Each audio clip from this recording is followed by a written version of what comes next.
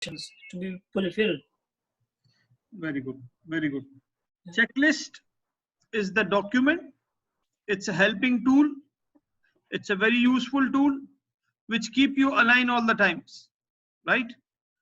Checklist is one of the requirement, or you can say one of the important document which is being prepared before the audit, right?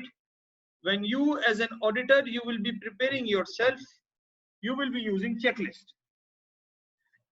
For your own preparation, you will be using checklist. There are many documents which you can prepare for your help during the audit. So checklist is one of the document which always help us for during the audit. So in this session, we will be discussing about what is checklist, what are the benefits and what are the disadvantages of checklist, what is turtle diagram, how we can use checklist or turtle diagram in our processes, and how we can develop the checklist. At the end of this session, we will be learning how to develop the checklist so we can perform our audit effectively. So the question is, the purpose of checklist is to ensure audit objectives are and scope are met, ensure every part of audit is completed, and provide guidelines for auditors. It's a very important tool, checklist. Now there are two options. One option is very good option, that you should develop the checklist before going to perform the audit. For example, tomorrow you have to go for the audit, or after 2-3 days, and you are sitting in your office and you are planning for the audit. So you should develop the checklist. Sometimes this checklist will be an standard checklist, which gives you the requirements only for 9001. You will find many checklists on the internet regarding to 9001. If you write the checklist for 9001, you will find 200 checklists. So this checklist is okay, but if you want to make your audit effective, if you want to make your audit more on the technical side, in-depth audit, so you have to understand the process of the customer, and then you need to develop the checklist.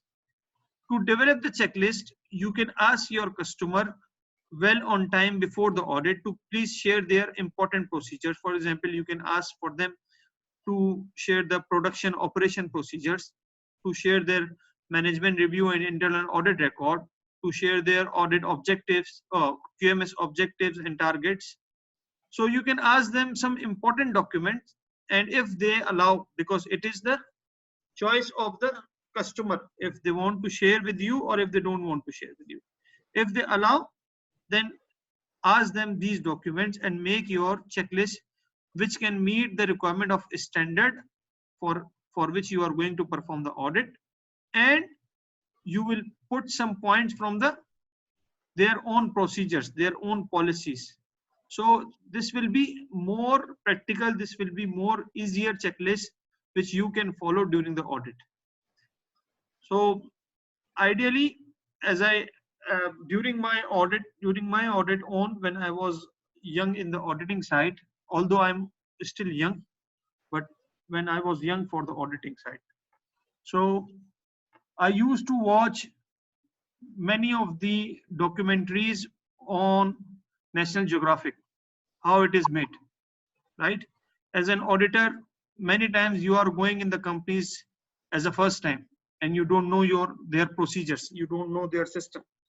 So if you are going to ask them the regular question, so it will be an okay. But if you want to have a good audit, so the auditee should also understand that this auditor is a well prepared auditor, this auditor understand our system. Then you have to study before the audit, especially if you are going first time, second time for the companies like that. So my mother, she used to tell me that you didn't study too much during your university time, and that's why you have to study now. All the time I have seen that you are studying and you are watching such kind of documentaries which they think are useless. So, but for you, it's a very good tool that you should prepare your checklist.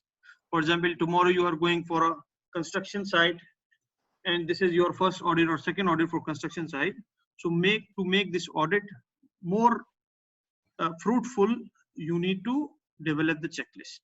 And this checklist will be from ISO 9001 standard and some of the key or critical points which you would like to see in the construction phase while implementing the 9001.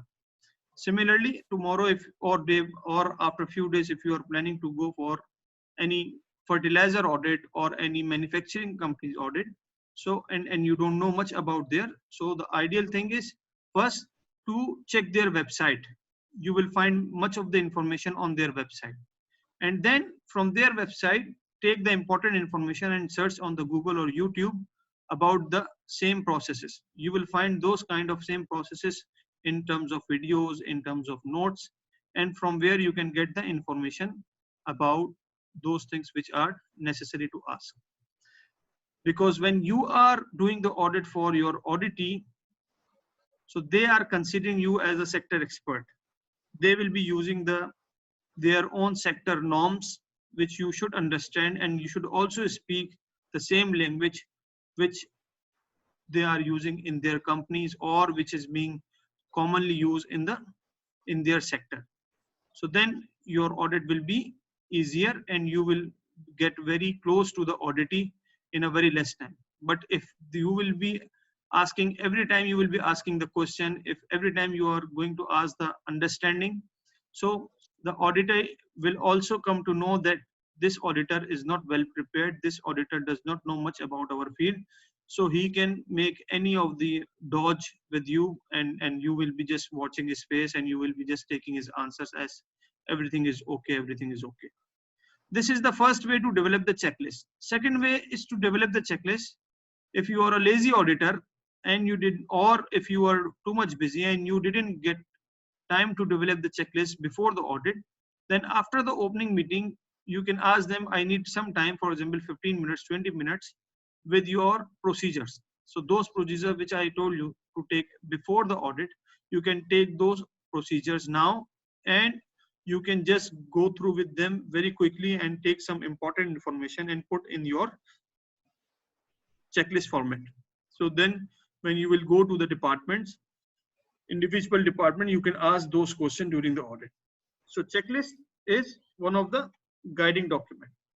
So while preparing the checklist, what we need to consider: the processes taking place, the relevant procedures, the document in use, records, and the requirements of the standard, and the requirements of management system. Now you can see that the requirements of management system, it comes at the end, but the main purpose of checklist is to get the information which is needed from their own procedure, right? So at the same time, you need to consider the relevant procedures, documents which they are using, the records, and the requirement of standard and management system. Because why these two things, requirement of standard and requirement of management system, are at the end? Because you as a 9001 auditor, you are considering that you have a good knowledge and experience about 9001. So that's why now, to make your audit more fruitful, you have to take the information what is written in their documents rather than make the checklist against 9001 standard, right? So this could be SOPs, this could be your work instructions, your record, your inspection reports. It's all up to you as an auditor. It is your call on the basis of risk, on the basis of criticality of the documents and the criticality of the processes. You will ask them to show these documents and you will prepare your checklist. But to develop the checklist on site, it will make you more in trouble. It will make you more under pressure due to the time limitations, because you have to start the audit as soon as possible after the closing meeting, after the opening meeting. So that's why checklist will be developed before, ideally, and you will be using these kind of documents or information while you are going to prepare the checklist. Now you can see the slide of system breakdown. For example, this is the overall company system, and then they have different departments. In these departments, there are different processes which are going on, and we are going to make them more split into tasks and then activities. So your checklist should reach up to the activities. An ideal checklist should be in depth. The ideal checklist should be in detail. But there are certain limitations of checklist also, which we need to consider. Sometimes you are being stuck to your checklist. You think that to fulfill my checklist requirement is my audit, but in actual it is not the case. To fulfill your checklist requirement is not the audit. Your audit is with the, remember, where you are going to see, where you are going to discuss with the people, and one of them is the requirement is the to have the document.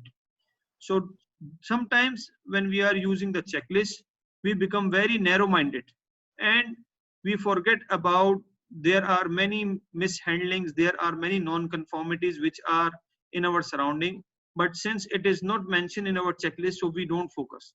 So don't become like this. Checklist is one of the tool to make your audit efficient. The good practice of using checklist says that when you are finishing when you are using the checklist for one department, before you finish the audit of one department, just review your checklist. If you have covered all important points which are needed to ask during this departmental audit, and if any of the point is going to be missed, then you can ask this question before leaving the department. So checklist is only a tool which we will be using as a part of audit. Checklist is not the audit. Checklist, sometimes some of the requirements, for example, in second party audits, some clients, they ask you to submit the checklist, right? They provide you checklist and they say you have to submit the checklist, because on the basis of this checklist result, we will be deciding that if we are going to take this vendor in our system or no. So there will be a decision of pass or fail. Or sometimes they put the marks, for example, 10 marks for full compliance, 5 marks for partial compliance, and 0 marks for non-compliance. So they say, okay, if the marks will be 50% or 60%, then we will take it into our system. So different clients, they have different requirement for checklists. In our ISO management system, sometimes the accreditation bodies, they ask you to fill the checklist as a part of audit. It's a necessary mandatory requirement. But I never seen in case of 9001 that they ask you to submit the checklist. In food safety audit, in health and safety audit, some of the accreditation bodies, they require you to submit the checklist. But in 9001, the accreditation bodies does not require you to submit the checklist. They say that submit our report, and this report will be consisting of all the clauses which are mandatory to evaluate during the system. So these all clauses, what does it mean? That we need to write the trail, audit trail, that how we have gone through to the audit. So we need to break down the system up to the activities, and we need to write the points. So our checklist should be more comprehensive, more detailed. Similarly, we can do the process mapping. For example, the main overview of the process, and then again sub activities of the processes and the activities which are going on. So it's up to you if you want to use the process mapping, if you want to use the checklist, and how you are going to utilize this process mapping in your checklist. It is your own strategy, it is your own choice. But as at the end of the day, we need to have a strong checklist which we can use it. This process mapping is also mentioned in your appendix number 18, from where you can get the better idea. Now, analyzing the process, key issues to the customer. When we are making the checklist, we need to see what are the important things, how we are going to see. The main things we are going to see, for example, when we are going to split our process, there will be some inputs and there will be some output. In between input and output, what are the resources needed? For example, raw material, for example, the requirement for storage of raw material, for raw material provision, temperature, pressure requirements, right? Instrumentation requirements, storage area requirements, and then how this process is being controlled with regards to if there is a requirement for temperature, there is a requirement for pressure, there is a requirement for any other hydraulics which needs to be monitored. If the process is automatic, if the process is manual, that what are the controls we have applied on this process. So we can make our checklist from these points also. We can make our checklist from inputs requirement. We can make our checklist from output requirements, and then the analysis, because this analysis is also a part of our clause number 9. So we can see the analysis from these processes, and we can make our points as much as possible. But again, keep in mind that your checklist should not be too much detailed, so you cannot do the audit and you will be focusing on the. So this is more detailed form of a turtle diagram, which we have seen in the last slide. And you can see that what are the resources needed. For example, material, equipment maintenance, measuring equipments, work environment, infrastructure, cleaning to run the process. Inputs, for example, what are the business requirements, what are the customer requirements, what are the legal requirements, material from supply, process interface. And then what are the controls we need to see. For example, procedure, work section, control plan, test method, statistical process, action plans, hazard control program. And then about the competency of the people, we can also write in our checklist about the competency of people. For example, process manager, team leader, team operators, JDs, and organization chart, competence and skill metrics, training record, performance appraisal, communication. Similarly, we can put some points in our checklist from the output. So what is the output? What are the specific service and products? What is the intended use for this product? What is the knowledge? What are the programs available? What are the, how we are going to release this product in the market? So then analysis, what about the breakdown, about the downtime, about the target achieved, about the different food safety level have been achieved, customer monitoring, incidents and non-conforming. So these are the areas from where we will get the information. These are the areas from where we will get the information to develop our checklist. So if we are going to perform a full audit of a company, so our scope of work, you can see that our scope of considerations will be the full process, will be the full product, how they are producing a control product. We will be considering the full our turtle diagram. For this purpose, turtle diagram is a very useful tool.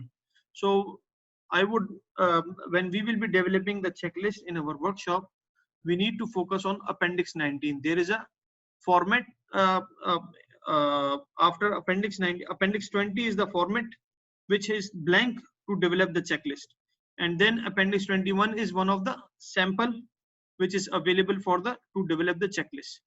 So now we will do the exercise of checklist in our groups, but before this we will take a 5 minutes break, and then we will start with the